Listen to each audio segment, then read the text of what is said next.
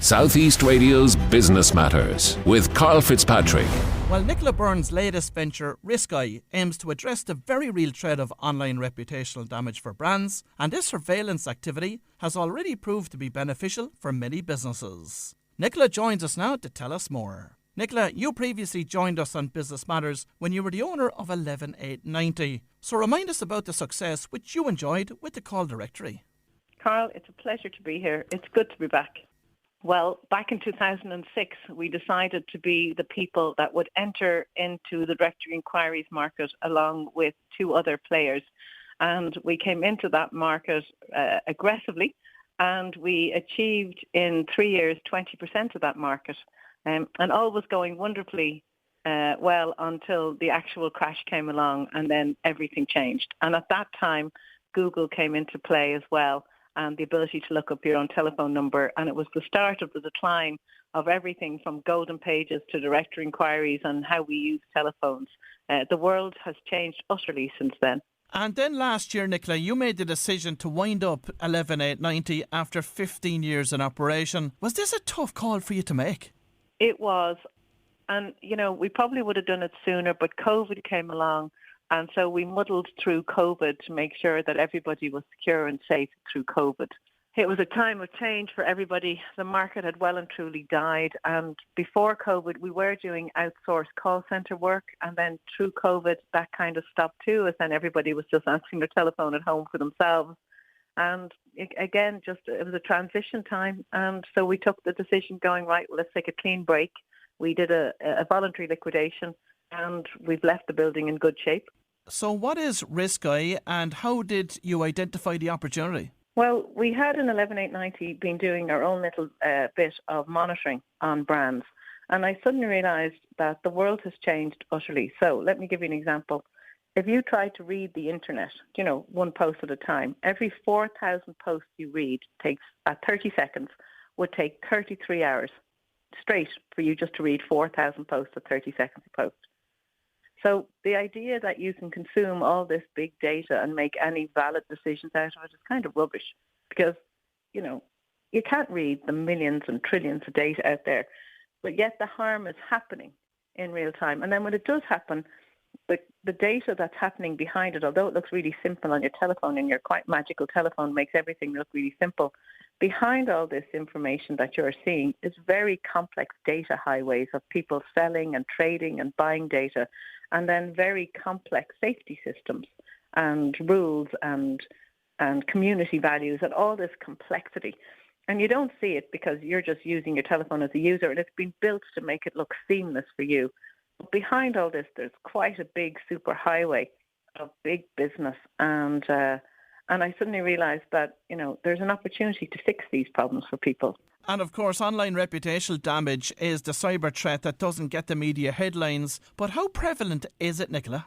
Oh, my God. Look, the idea that you'll be out of business tomorrow, or you'll lose your job tomorrow, or you can be fired because your wife's Facebook page, you posted a post on it and you're a teacher and your school didn't like the way you used it. That's really real. And only this year has Europe put in a law to say that information is now a threat. So it's not just about them hacking and you handing over your computer to their control.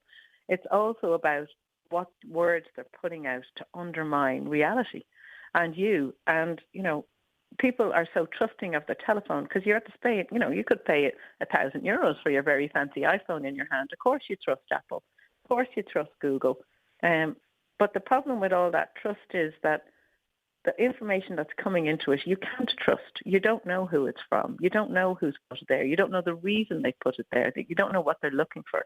And when somebody's unhappy with you, then they can literally put a rumor up and they can literally destroy you overnight.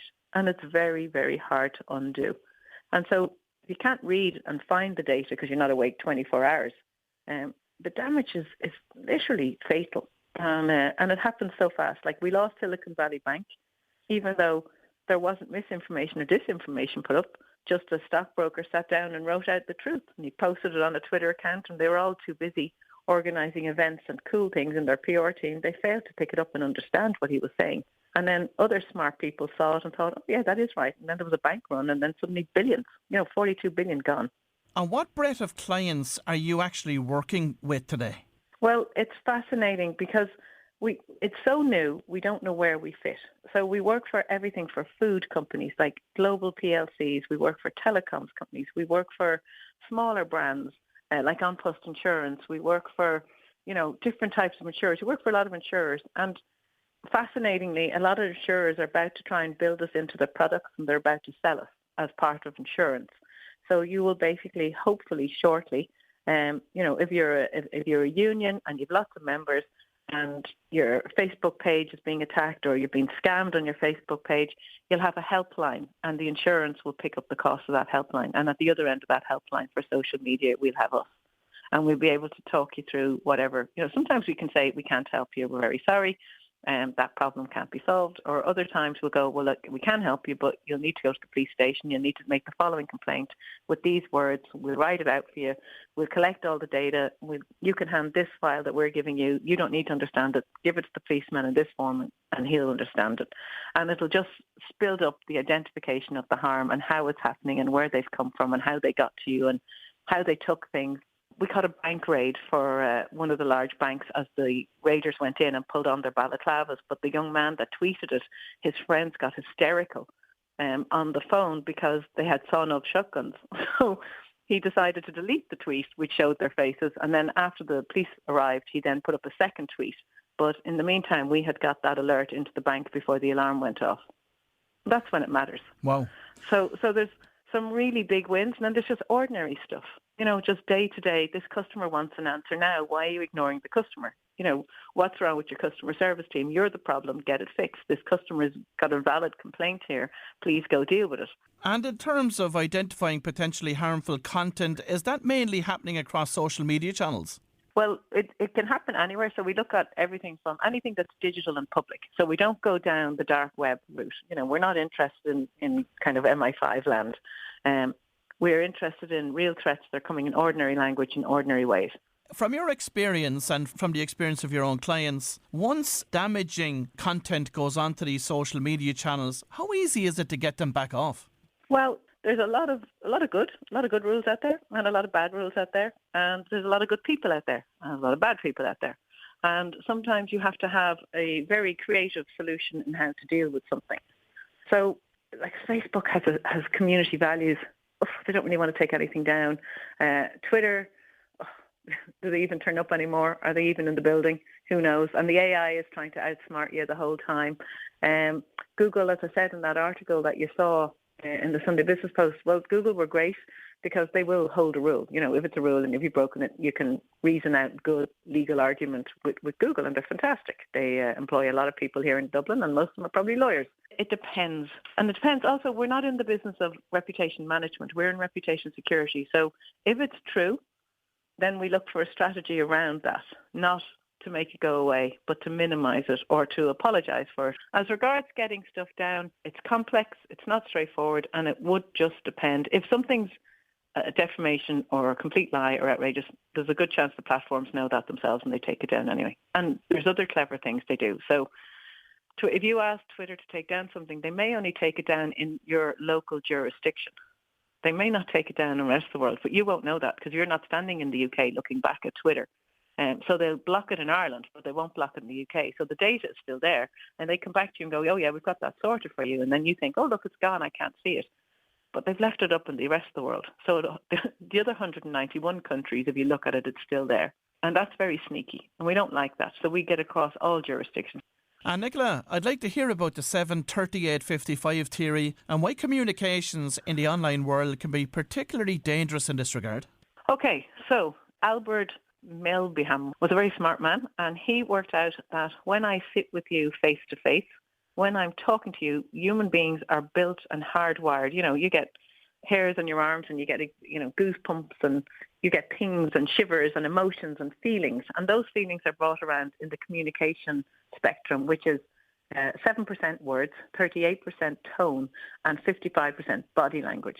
So if my tone is good and my words are nice, but if my body language is hostile, you'll read it and already you'll not like me. So If you don't like my body language when I'm walking towards me, if as I'm approaching you, you decide I'm a dislike or I'm a threat, you won't talk to me, and it'll be set. It's done in a nanosecond, and that communication spectrum determines how we perceive people. But when we go to the internet, we're only using 7% because you've dropped out tone and you've dropped out body language. So now you're down to just 7% of the communication spectrum, and we're all in there trying to communicate 100% of what we're trying to say through a medium of words only, which is only 7%. And that's where the internet is causing a problem, because you're relating back to 93% to your previous experiences or your previous knowledge or your previous mood. And it's causing chaos. If 4,000 posts takes 33 hours to read, you can imagine that nobody's actually listening. They're too busy trying to tell you their view.